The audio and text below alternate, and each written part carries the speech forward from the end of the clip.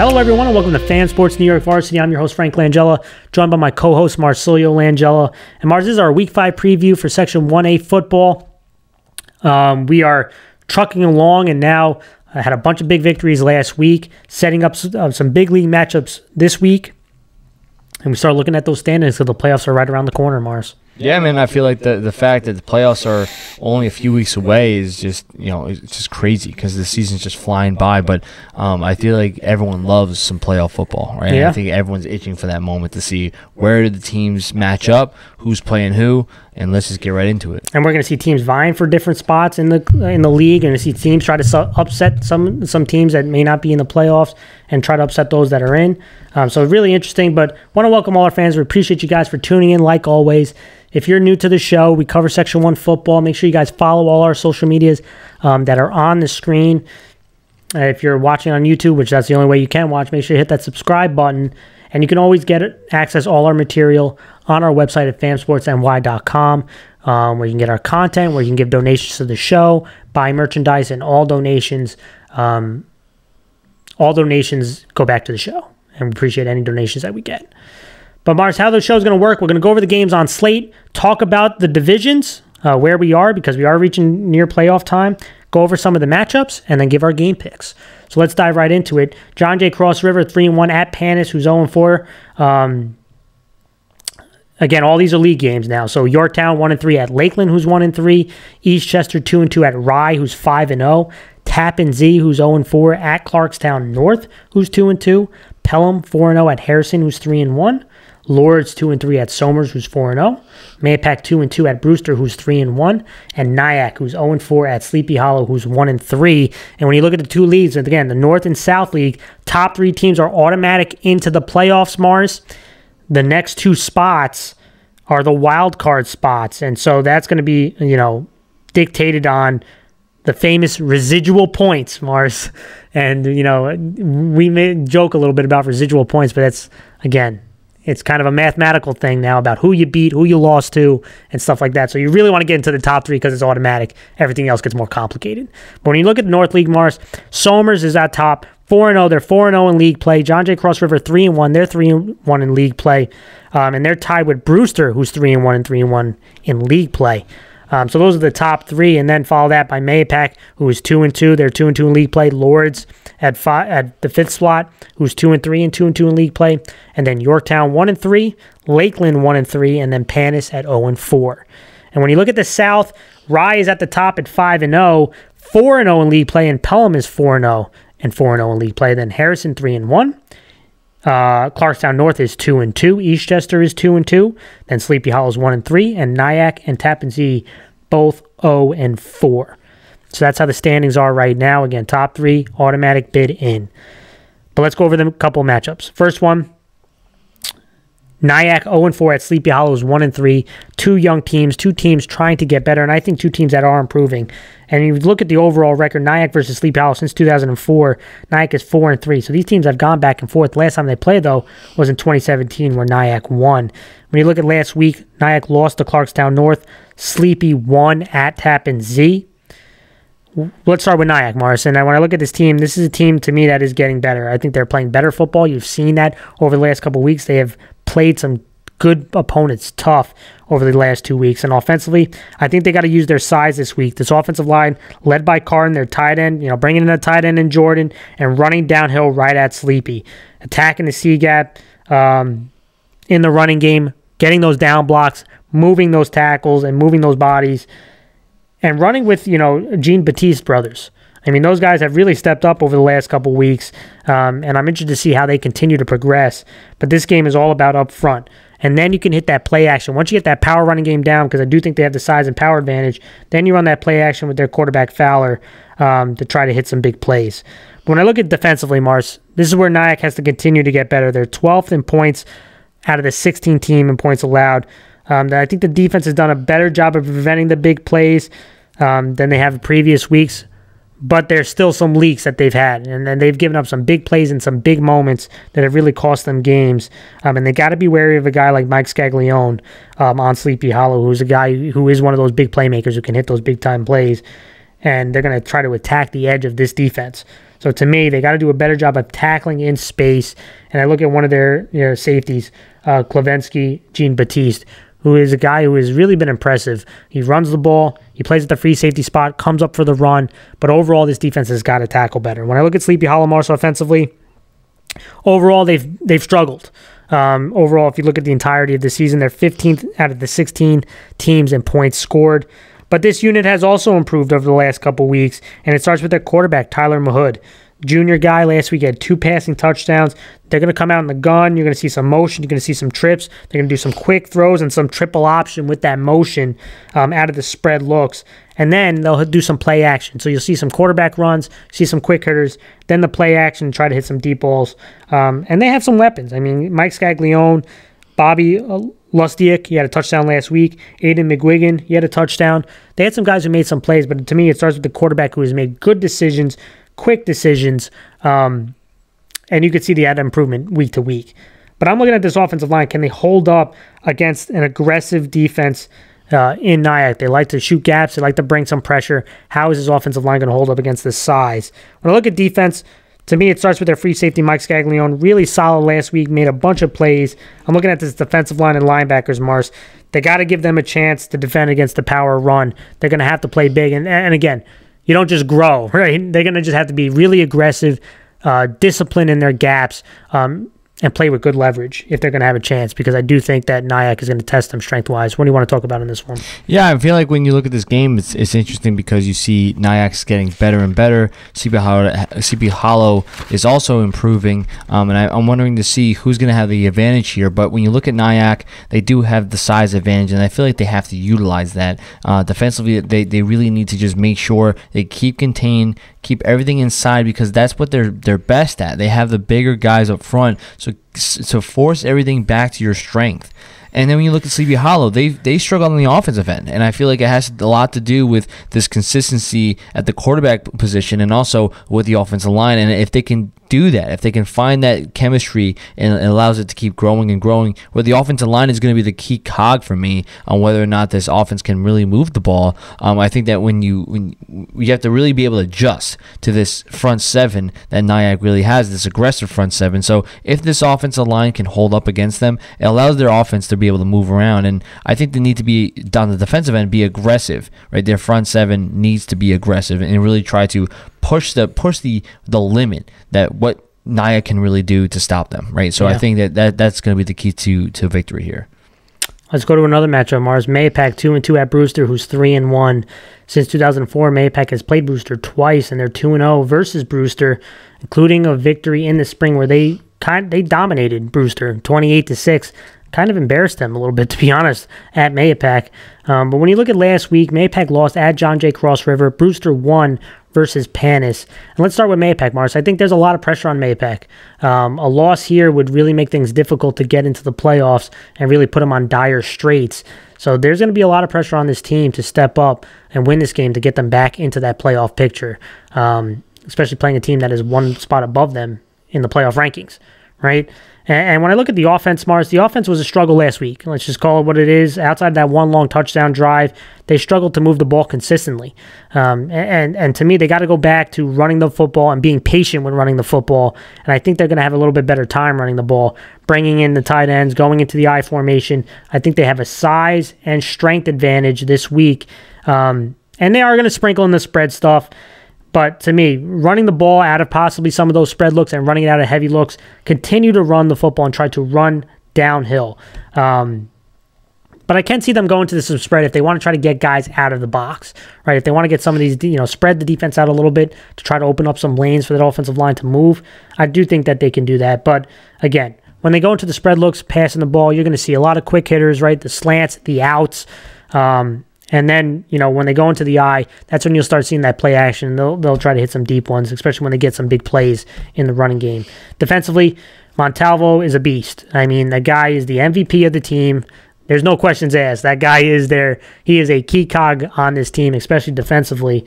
And it makes it hard to run with him and some of those other guys on the defensive line. It's not just him, but he is definitely leading the charge there. But I thought last week, John Jay Cross River hit them with some schematic things. I don't think it was a man versus man thing. I think they kind of caught them off guard with some of their trip bunch formations where they didn't line up correctly and they were getting hit in the run game, and they took advantage of some of the coverage zones that they had using the trips.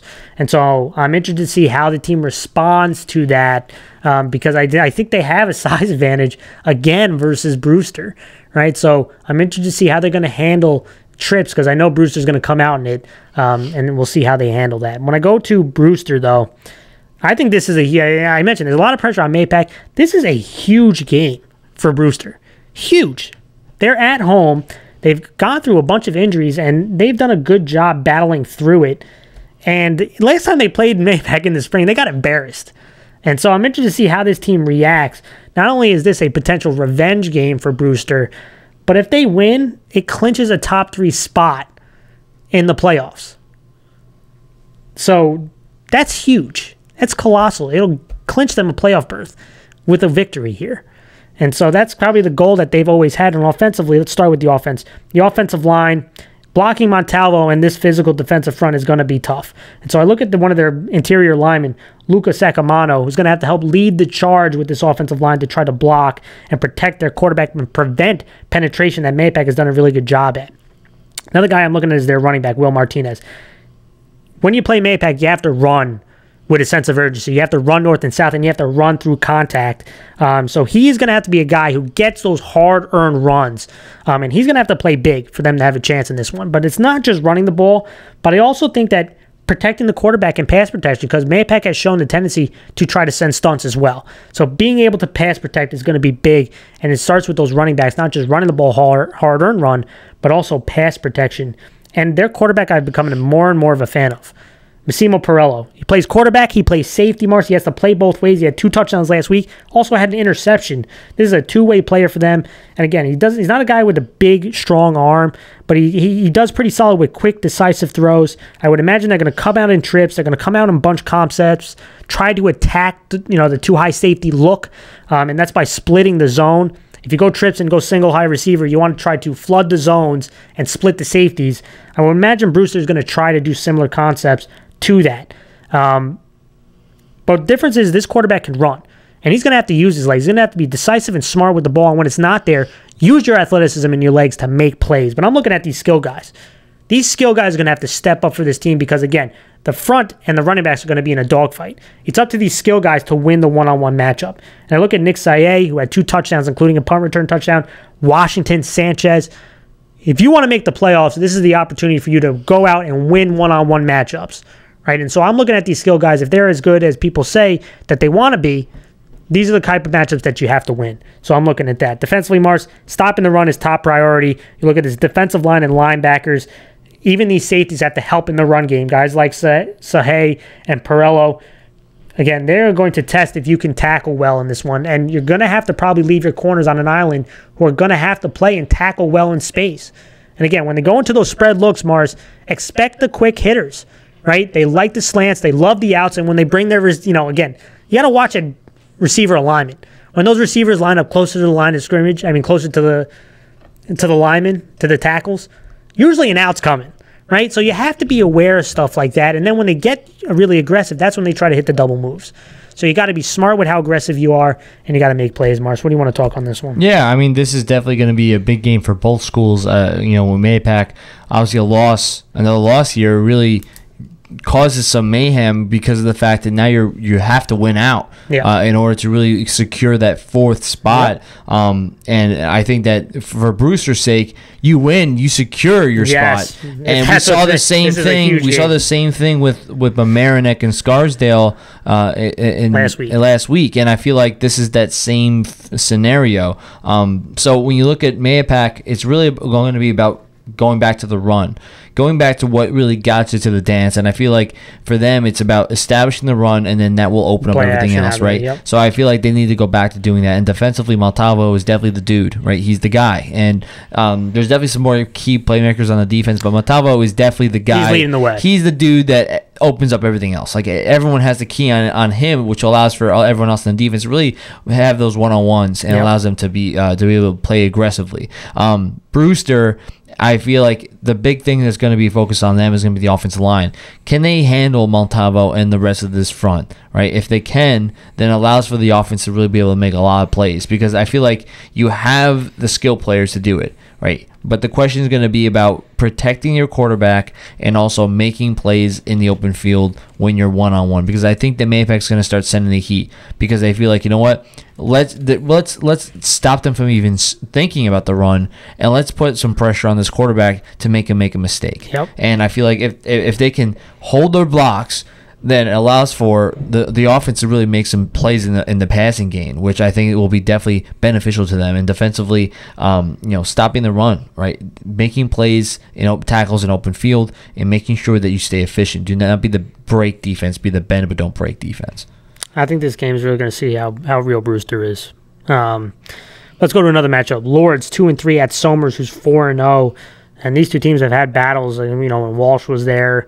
And I'm interested to see how this unit continues that rivalry. Somers is 6-4 versus Lourdes. They have won 3 straight, including a win in the spring where they shut them out. But when you look at last week, Lourdes bounced back with a win versus Lakeland. Somers had an impressive victory at Yorktown. And let's start with Lourdes. A win will keep them in the playoff hunt. This would obviously be a colossal upset and a big-time win to keep them in that spot. So that's where they're looking at. And at the offensive side, they definitely got a big boost getting a bunch of players back from COVID last week, and COVID quarantine, excuse me. And I thought they had a nice bounce-back game. But they're going up against the toughest defensive front in the class. And it's up to this offensive line in the double-wing offense. Can they get some movement at the point of attack? But it's not really, they're not going to be blowing them off the line of scrimmage. I mean, let's be real. This is one of the best fronts. You're not blowing guys 5 yards off. But can they maintain the blocks, right? Can they create some of those lanes long enough for the backs to hit? And I'm looking at guys like the tight ends and the fullbacks, guys like John Matthew, who I thought last week had a pretty solid game. He ran hard up the gut. He did a pretty good job as a lead blocker. Guys like him are going to be huge in this game to try to open things up for their backs. And I'm expecting to see a bunch of counteraction as well against aggressive defense like Somers, try to catch them being over-aggressive. But these backs are going to have to run hard, Mars. I mean, they're going to have to be smart when to attack the C, when to bounce it outside. Again, everything's condensed, so they want to suck the defense in, and if the corners crash in too hard, they'll bounce it outside.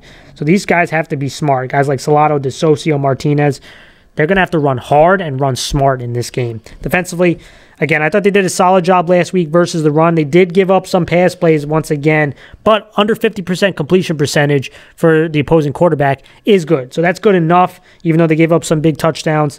But this defensive line and linebackers are going to really have to bring it again. They're going to have to get pressure and help their secondary. And a guy like Krause at the safety spot, I know he's going to be really active. He's one of their best players. But Somers has speed, and they're going to test you with those skill guys. So this is going to be, that D-line has got to create some pressure at the quarterback. When I look at Somers, Mars, a win is going to clinch a top 3 spot for them. A win plus a John Jay Cross River loss clinches the number 1 spot, right? So, again, this game is important. Take care of business. Clinch your playoff berth this week. And offensively, getting Polito back makes this unit, who has been playing pretty good, even better. The group is becoming more balanced overall on his offense. You've seen the playbook starting to open up and mixing in some of the wing tee stuff, some of the spread stuff. This offense is really starting to pick things up. And it starts at the pass. I think this pass attack has an opportunity to create some big plays this week. Their quarterback Fitzsimmons last week, 6 of 10, 135 yards and 2 touchdowns. He's been efficient. And I think the opportunity is going to be there this week. Guys like Mancuso, who had a ridiculous touchdown last week.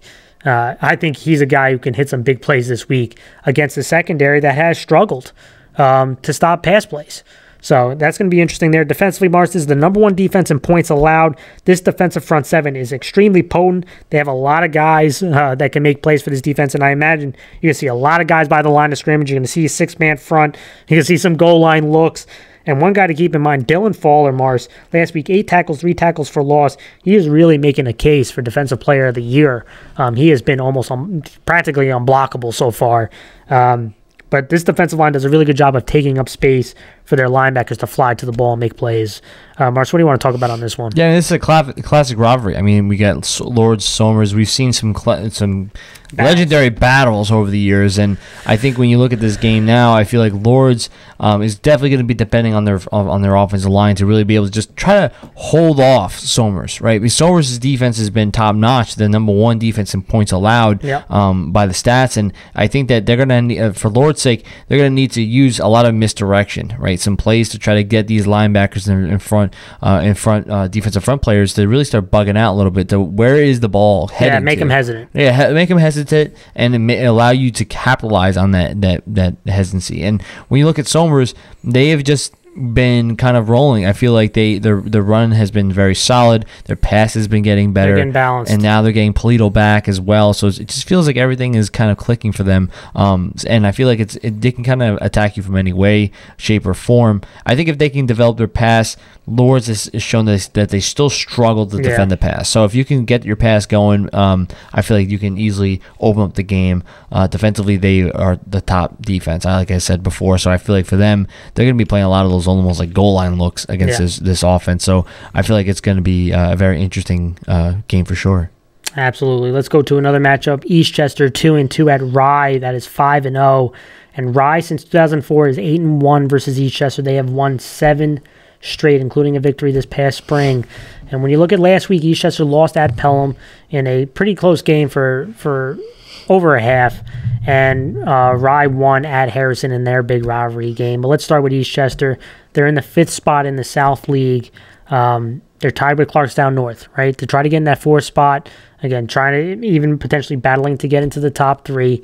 A victory here will go a long way. Obviously, it would be a huge upset on the road at Rye. And offensively, Mars, this has been a pretty solid offensive unit. They're number 8th in points out of the 16. This team really can run the ball, and it's important. It's their best weapon, and they're going to have to rely on it for multiple reasons. Obviously, to get yards and score, but to keep Rye's offense on the sideline, which is going to be extremely important. Again, you're playing against an aggressive, penetrating defense that likes to stunt. They like to blitz. They're not the biggest defensive unit, but they like to send people through, at the line of scrimmage. And so this power running game is going to have to be extremely important. You're going to have to know who you're supposed to block. You're going to have to make some calls. Again, if there's too much penetration, we call it solid calls when you guys are pulling and stuff like that. You got to be smart with your blocking scheme here, but it's got to lead the way with this offensive line and guys like Chris Howard, who was a beast last week, but he's not the only one. This unit has been solid. Zingaro, Asaro, Farrell. Again, these guys, there are a bunch of them, have done a solid job opening up holes for their running backs. And to me, running back Sparadino, the junior, has really been impressive. He hits the hole hard. He's not a very big guy, but he's a guy you can use in the running game and out of the backfield catching the ball, which is going to be big. He's going to have to be used as a hot route guy, especially when they send stunts with those linebackers. Get him out in space because he is a really dangerous runner. Defensively, Mars, this is where I get a little nervous. They're 11th out of 16 in points allowed. Last week, they gave up well over, I think, 180 yards rushing. And then a couple weeks ago versus Clarkstown North, same thing. So teams that have a physical running game, they've struggled. And so this Rye rush attack, Mars, which is one of the most potent in the class, they're going to be testing that. So it's going to be extremely important for them to play better out on the edge and to tackle better, which has been a struggle sometimes on the defensive side of the ball, or they're not going to have a chance in this one. And I look at Rye. Offensively, Mars, they're the number 1 team in points scored out of the 16 teams in A. Last week, 428 yards of offense. We know about the rush attack. We talk about it practically every week. Whaling, another 175 yards and a touchdown. I would imagine we're going to see a heavy dose of him against an Eastchester defense that has struggled against the run a couple weeks. Right, so we're going to imagine a heavy dose of him. And I thought last week, quarterback Kovacs was really, really good. I mean, he was really good. And when he is that efficient, both passing and running the ball. He was 5 of 6, 117 yards and a touchdown. Also ran for 128 and 2 touchdowns. This offense is almost unstoppable when he is playing at that game. So I would imagine I want to see him try to continue that. And it seems like someone new is catching a big pass each week. Last week it was Barford who had a long touchdown reception. They seem to target different guys each week. Defensively, again, you're trying to stop a potent rush attack. I think you have a strength disadvantage. I think Eastchester has some size and some strength that can move people, but I think you have a speed advantage. And last week, the defense only allowed 192 yards of offense.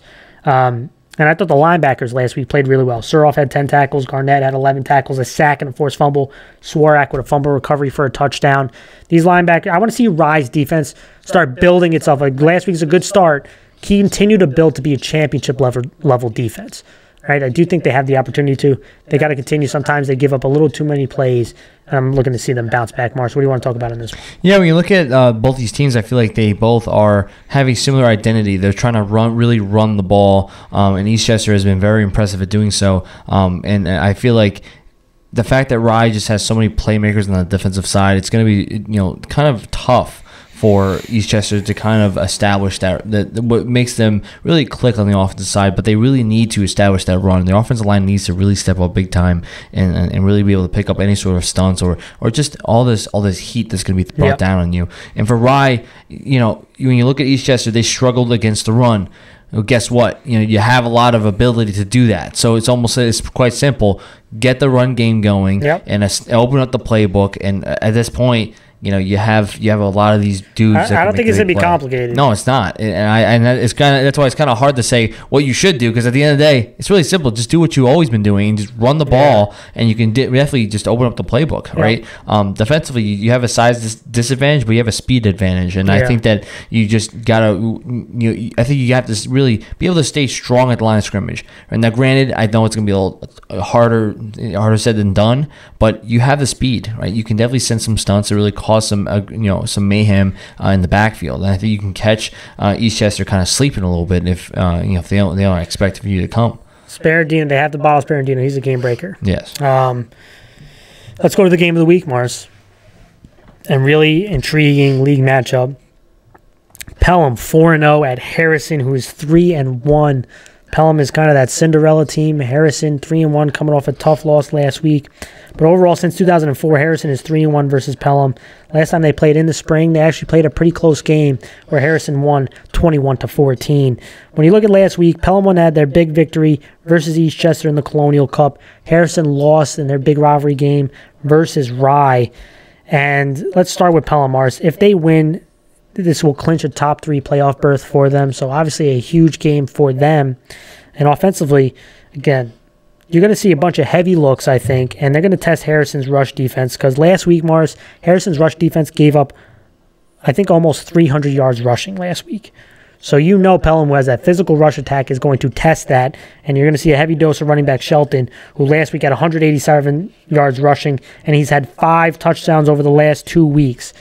With him in that physical offensive line and bringing in a tight end and probably bringing in some wings and some fullbacks to really run downhill, I think you're going to see they're going to try to condense this defense and run right at them. And then when they start to get sucker in and try to shoot gaps, try to run outside. And that's the success that they've had. And I think that's going to open things up in the passing game out of play action and the screen game. And so I'm looking at their quarterback, Callum Reed, and seeing if he can make some plays in the passing game. They have done that in this winning streak, throwing to guys like Mateo Johnson. Daniel Fredbeck is another guy who make plays in space. He had a kick return touchdown last week. I mean, this team has done a pretty solid job. But the identity of this team is the defense, Mars. They're number 2 in points allowed in 1A. And I thought last week wasn't even their best performance, especially in the first half. But they stepped it up in the second half. They had too many missed tackles. I'm sure they're going to want to clean up, and they're going to need to, because Harrison has the speed to hit some big plays on you, especially in space. And you're going up against option football. And last week you saw a lot of read option stuff, zone read, power read. This is different, right? You're playing the option. You got to make sure you tackle your reads, because they're always reading somebody. So make sure you attack your read, tackle them. And I'm looking at this defensive line, who has been really solid for them. And guys like Green and Toe and Campbell. And then at the linebacker spot, Shelton. Defensive back spot, they have playmakers. Teddy Johnson, an interception for a touchdown. These guys have playmakers at each level, but they got to be disciplined. They're very aggressive, sometimes too aggressive, and they miss some tackles. And they're going to have to be smart making plays, because Harrison's got dudes who can hit home runs. Obviously, Troilo is the number 1 guy, but they have a guy on the outside, McLaughlin. If he catches a ball in space, he's got that speed that he can run past anybody. When I look at Harrison, I'm actually thinking, how are they going to rebound from that Rye loss? It was a really tough loss. How do they respond offensively? After the first quarter last week, they had way too many negative plays. They were really impressive the first couple drives. After that, too many negative plays, especially on early downs. And I'm looking to see this offensive line come back and step up in a big way. Guys like Ranello and Haynes, those are their biggest guys. They're going up against a tough defensive front. It's going to be a dogfight. And when I look at the running back spot, I really like the way Troilo ran last week at 106 yards and a touchdown. Got a little bit beat up. I'm wondering about his health. That would concern me if he's not 100%. And no one's really 100% at this point in the season, but you know what I mean. How hampered is he? Because he is a really important player for them. And I'm looking at their wide receiver. I mentioned him a little bit before, McLaughlin. He is a guy who last week they had to double him. They put a guy over the top, and then they put a guy in his face to jam him, really pulling a guy out of the box. And unfortunately, Harrison wasn't, they couldn't take full advantage of that last week. I'm interested to see how Pelham plays him, because if they leave him one-on-one, he's a guy who can really burn you deep. And even on those quick passes, he can make a guy miss and take it to the house. He's going to be a guy who's really important. But I'm looking at these quarterbacks, right? And last week, I thought the quarterbacks struggled. They're going to need to step out this week. And guys like Garcia and Citro, Garcia is more of the running guy. Citro is more of a passing guy. Both these guys, if they step in, I'm interested to see who steps up and makes big plays for this team. Mars, what do you want to talk about on this one? Yeah, I mean, when you look at this is just another matchup that's crucial to seeing the really playoff picture here. Yes. I mean, when you look at Pelham, I'll talk about them first. They're like you said earlier, a Cinderella team. I feel like they have been really just having, this is one of their best years they've had in a long time, where they're just everything's clicking for them. But it really all starts with the defense, because they've been the most impressive, one of the top defenses in number 2 Class A. And I feel like when you're playing against Harrison, you have to be extremely disciplined. You have to, and you said this already, really tackle your reads, make sure that you're not, you don't get tricked into not going what you're supposed to do. Playing against an offense that like Harrison runs is really going to be about doing your job, doing your one role that you have to. Because if you do want to do your own thing, then all of a sudden hell breaks loose, and Harrison has the skill guys to make you weep, right? Yeah. If you let them get that in the open space. So I feel like for Pelham, defensively they're gonna need to stay disciplined, and for Harrison, you have to keep sticking to what you do best. You have to have positive plays. You can't have negative ones. Yeah. You want to keep owning the time of possession and really just drain the defense, because obviously if you can get them tired, get them more inconsistent because of their exhaustion after you just hold on to the ball. And Harrison actually likes to play with tempo. Yeah. So it's a double whammy when you get negative plays, especially on early downs, because they like to play with tempo. They run the option.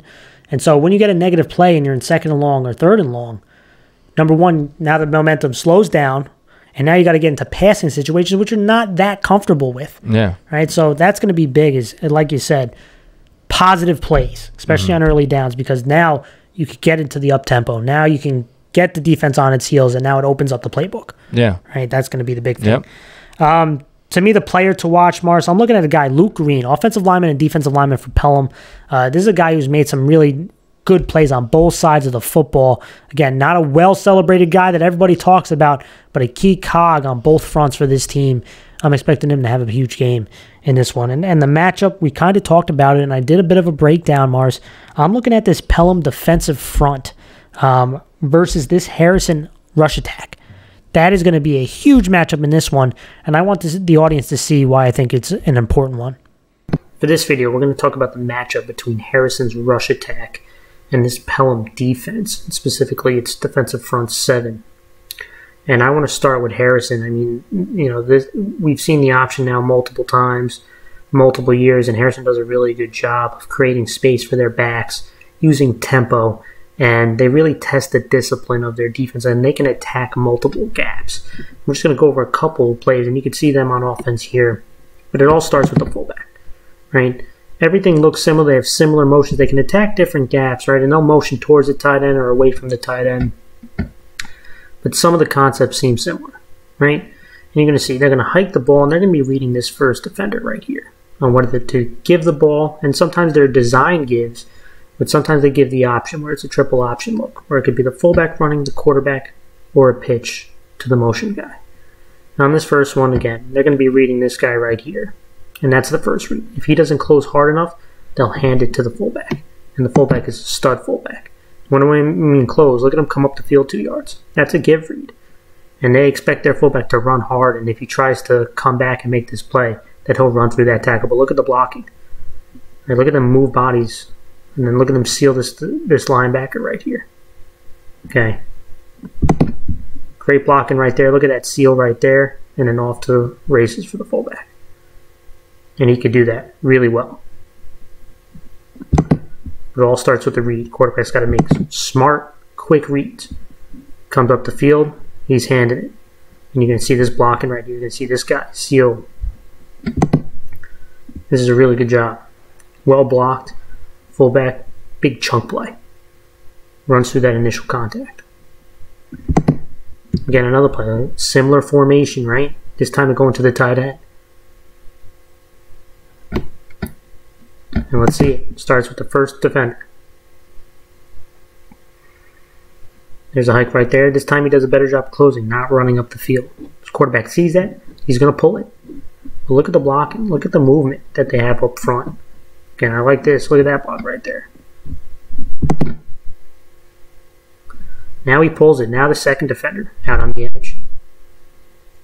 He kind of caught in between. Quarterback does a good job faking it. Look at the fake right there. Look at this block. Oh, that's how you clean it up right there for a long touchdown. And again, really tests the defense. Not just of the first defender right here, right? It's not just the initial defender, but the second defender, the second edge defender, the second contained defender, the defense trying to rally. Again, it tests each level. And the quarterback and the offensive guys have good spacing, make smart decisions. It could be really deadly. And Harrison showed again.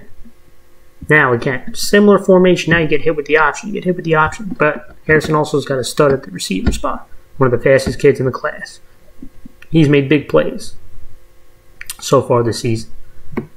On this one, they see, look at the space that he's going to have. They're just going to hike and throw it to him. This guy in space, he can make people miss, and he can hit the home run. Look, hike it, throw it to him, and now look at him one-on-one on the outside. He's elusive, and when he gets in that open field, it's see you later.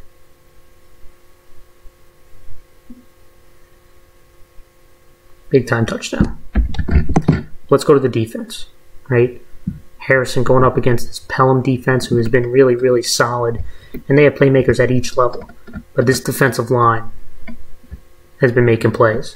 And they're not the biggest guys, but they use their speed. And we're going to see a couple plays of that right here. Again, offense is going to try to run a dive to the weak side. And they're going to try to get movement up front. But watch these guys use their speed. Watch them use their technique. Do a good job of squeezing down plays. First of all, look at that get off right there. Look at him lower the shoulder. Look at him replace the lineman. But I like this.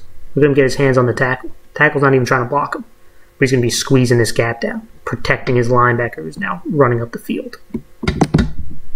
I mean, they just bottle this up. I mean, there's 4 guys right there. And again, starts with his defensive line. And look at that get off right there. And I just love the technique. I love them attacking. These guys swarm to the ball. Blow this play up. This defensive line is going to have to be disciplined. And they're going to have to create penetration. Let's see it again. Again, not the biggest group. But these guys have really good speed. You're going to see. They're going to try to get some double teams right here. Try to get some movement up front. They're going to have this H-back kick out this DN. They're going to try to run underneath them. But watch these guys. Again, look, I love this right here. Getting his hands on the tackle. Squeezing down the C-gap. But look at him take on this double team. Not get moved. I mean, these all look like little details, but they're extremely important. Look at this gap now. After he squeezes the tackle, he sees the blocker, he attacks.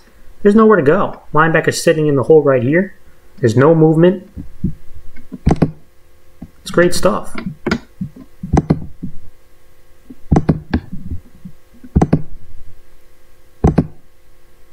Let him squeeze down and make that play. This battle is going to be a real intriguing one. All right, Mars, let's go to the game picks. And again, our goal is to get over 75%. by the season's end. I think we're both pretty good on the mark. But let's dive into it, Mars. The first game, John Jay Cross River, 3-1 at Panas, who's 0-4. This is a League North matchup. John Jay Cross River, that big victory last week, Mars. How are they going to respond this week? Are they going to come out a little bit flat against a Walter Panas team that they could look over, trying to get consistent? I like how they run a bit of the option and a bit of the spread. But Walter Panas has the 16th ranked defense out of 16 teams in points allowed. And John Jay Cross River is the number 2 offense in points scored. I'm going to go with John Jay. Mars, I think guys like Palladino going to have a big game this week. And this defense, who held Mahopac under 200 yards last week, I think they continue to roll. Yeah, I'm going to go John Jay Cross River as well. I feel like that was such a big win for them last week that it kind of pushes the momentum going forward. I'm going to go with John Jay. Next game, Yorktown 1-3 at Lakeland, who's 1-3. This is a must-win for both teams, Mars. When I look at Yorktown, their quarterback, Myrelis, got injured last week. Don't know the status of him, but if he doesn't play, it's going to be a heavy reliance on guys like McKnight running the football. And I'm expecting this defense to try to bounce back. They've had a tough couple weeks, or 2 of the last 3 weeks. And I want to see this defense step up in a big way. They are an aggressive style defense. They're going to have to play strong. Lakeland has this pass attack, and I do think they'll have some success, but pass protection for them has been a bit of a struggle. Yorktown's got to take advantage. I think they will. Yorktown is 7-1 versus Lakeland. They've won 6 straight. I'm going with Yorktown. Yeah, I'm going to go Yorktown too. I think their defense is going to bounce back, and they are going to get to Lakeland's quarterback and cause some mistakes to happen. I think Yorktown's going to have more opportunities on offense, and I think they're going to win this game. Next game, Tappen Z 0-4 at Clarkstown North, who's 2-2. Tappen Z, last week I thought the defense was solid, but the offense wasn't consistent. And then 2 weeks ago, it was reverse. The offense made a bunch of big plays, defense wasn't consistent. But now you're going up against a Clarkstown North aggressive, physical front. And you look at that offensive line, talked about it quite a few times. Guys like Reynolds, Bordas, Ploss, bringing in their tight end and Chaikun. I think they're going to run downhill on this team. Clarkstown North's defense has to do a better job protecting the edges against Tappen Z. But I do think they're going to be physical, and I think they're going to be able to run the ball and hit some big plays. I'm going Clarkstown North. Yeah, I'm going Clarkstown North as well. I feel like they just have too much of those skill players. I think they're going to have the advantage here on both the offensive line and like I said, those skill backs. I'm going to go Clarkstown North. Eastchester 2-2 at Rye. That's 5-0. 2 really potent rush attacks. Mars, can Eastchester's offense keep Rye's offense on the sideline? I don't think it's going to happen. Unfortunately, when Rye gets out on the field, I think they're going to take advantage of the rush defense of Eastchester.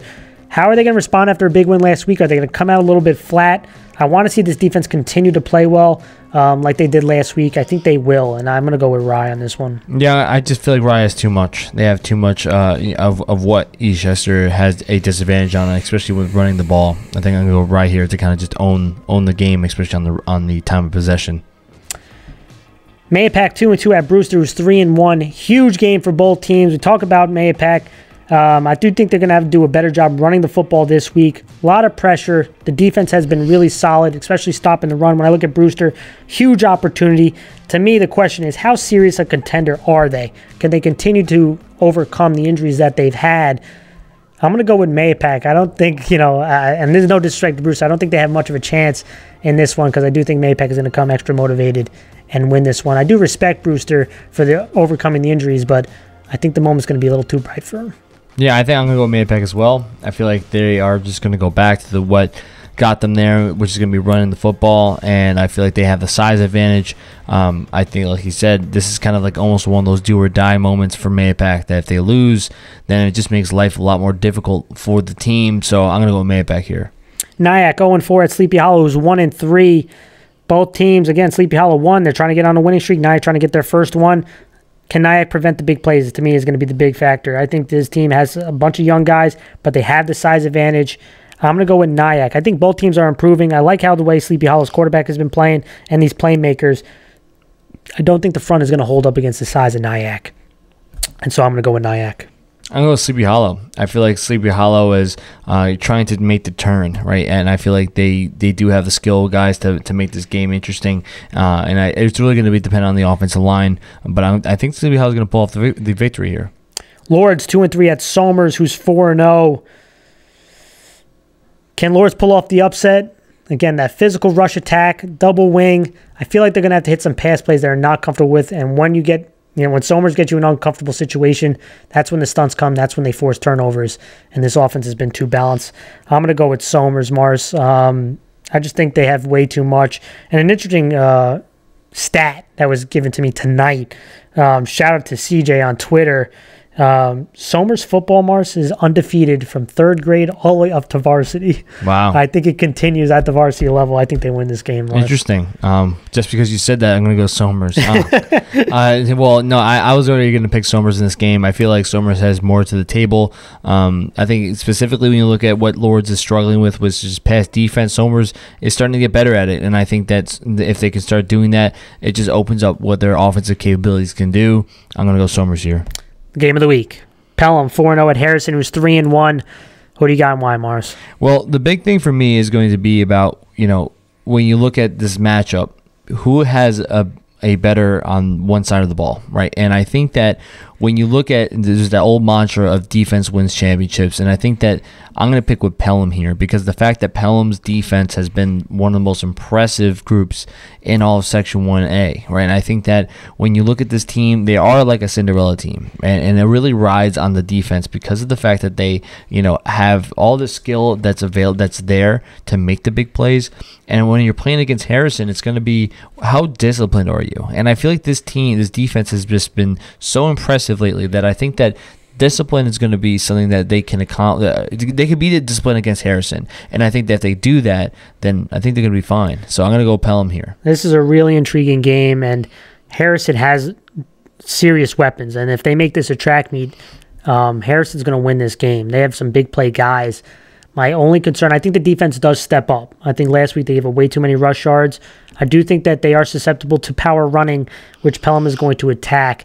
My only concern is the play at quarterback. Again, these are athletic guys, but too many turnovers, too many mistakes, too many negative plays last week. Pelham's defense is very aggressive. They cause penetration. I think they're going to cause too many negative plays. I agree with you. I'm going to go with Pelham to continue their hot streak and win a close game at Harrison. All right, everyone, that was our show. We appreciate you guys for tuning in. Thank you so much for all the support. We hope you have a football-filled weekend, and we'll see you all very soon.